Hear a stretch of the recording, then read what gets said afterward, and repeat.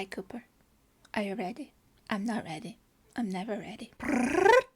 When I was a young warthog and my brain was young and full of ideas and hopes that I might actually one day do something, I had the thought, wouldn't it be great to make an online interactive horror movie, where instead of yelling at the idiot in the tight jeans to run out the door and not up the stairs, or screaming, "Turn on the light, dum-dum," the film would pause at pivotal moments and allow you to make that decision for them. A choose-your-own-adventure horror movie.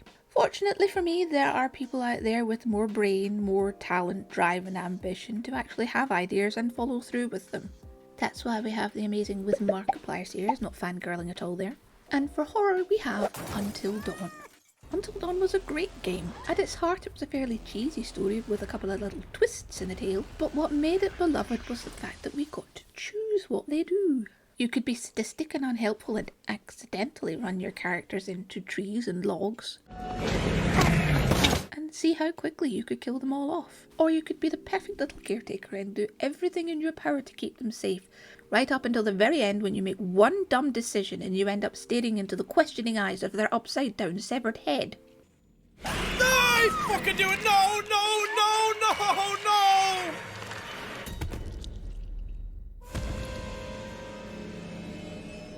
No! She trusted you. How could you do this to her? Balls! As a game it was great. If it had been a movie, it would have been a very mediocre movie.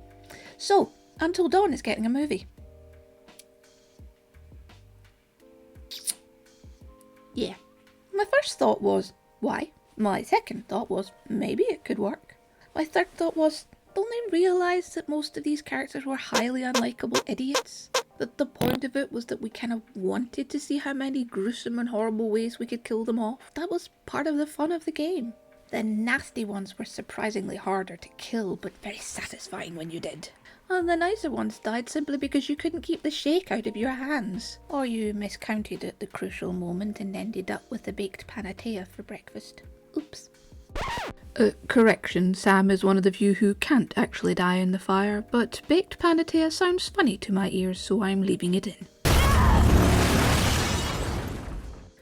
My fourth thought was, we've basically seen this film. We've seen every possible iteration of this film, so we know all the endings, good and bad, all the possible outcomes, all the little twists. What could you possibly offer us in movie form? If anything, you'll just ruin it by cementing a specific storyline in place, thereby declaring it as canon, which completely ruins the whole point of the game. My fifth thought, and yes, it is unusual for me to have so many thoughts, thank you for noticing. We have a game that takes 8 hours to play. A pretty satisfying amount of time for a story-driven game. Translating that into roughly 2 hours of movie time could be tricky and unsatisfying. Admittedly, some of your time in the game is walking around running Mike into trees and making conversational choices that may or may not ruin your relationships. But even that doesn't take 6 hours, so if they're using the same story, there's a lot they're going to have to cut out or make shorter. And that could lead to a lot of very unhappy fans. As we all know, fans are notoriously hard to please, because fandom is something that's pretty close to most of our hearts. I know you can't please all of the people all of the time, but that's where the problem lies. There is a lot to choose from, and different fans will love and hate different parts and different events of the game. And because we're all so good at focusing on the things we hate the most, I can see some problems coming up. This could be a minefield of mistakes just waiting to happen. But then again, they could go with an entirely different story. This makes some sort of sense. Same antagonist, but different group of annoying teens.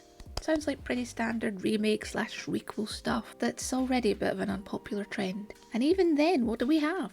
Fairly generic horror movie. What made Until Dawn great was the interactive element, the choices, some of which you didn't feel the consequences of until much later in the game. Which, as a side note, is something that is sorely lacking in the later versions inspired by the Until Dawn game, the Dark Anthology, and even the Quarry. Choices weren't as much fun. They didn't even feel like choices anymore. You'd pick a thing and then another character would immediately overwrite it, or your choice would just have no effect on the outcome. And relationship choices? Make a bad decision in Until Dawn and the other teens will remember that. And boy howdy will you pay for it. But in the later games, not so much. But back on track. What do we know about this movie so far? Not an awful lot, to be honest. I read a whole heap of articles that pretty much said the exact same thing. there's gonna be a movie. Here's the director, here's the writer, that's it. In terms of horror, David F. Sandberg is responsible for Annabelle creation. Great. And Gary Doberman is partially responsible for The Nun and Annabelle creation. We're not off to a great start here. But on the plus side, Sandberg is also responsible for 2016's Lights Out, which I went to watch as a sort of research for this video, but mainly because I wanted to watch a scary movie. And it's pretty good. Story gets a bit silly, but that's forgivable because the rest of the movie was actually really good. Builds up the tension really well. It has a lot of great moments that makes your skin crawl and some really clever tricks with the light. I like when you get a clever scare in a movie that kind of makes you feel icky but also makes you smile at the same time because you think, that was clever. So maybe there is hope after all. Having said that, I still don't know what there is to be gained from an Until Dawn movie. We've seen it. We've lived it. The actors were too old to play the teenagers the first time around. They're definitely too old to play the same teenagers again. So why do it? Money. And sadly, it will probably work because we'll have all paid our money and sat our little bottoms in the seats before realising that, yep, we should have just stayed home and replayed the game. Now excuse me while I go and kill Emily again. Bye.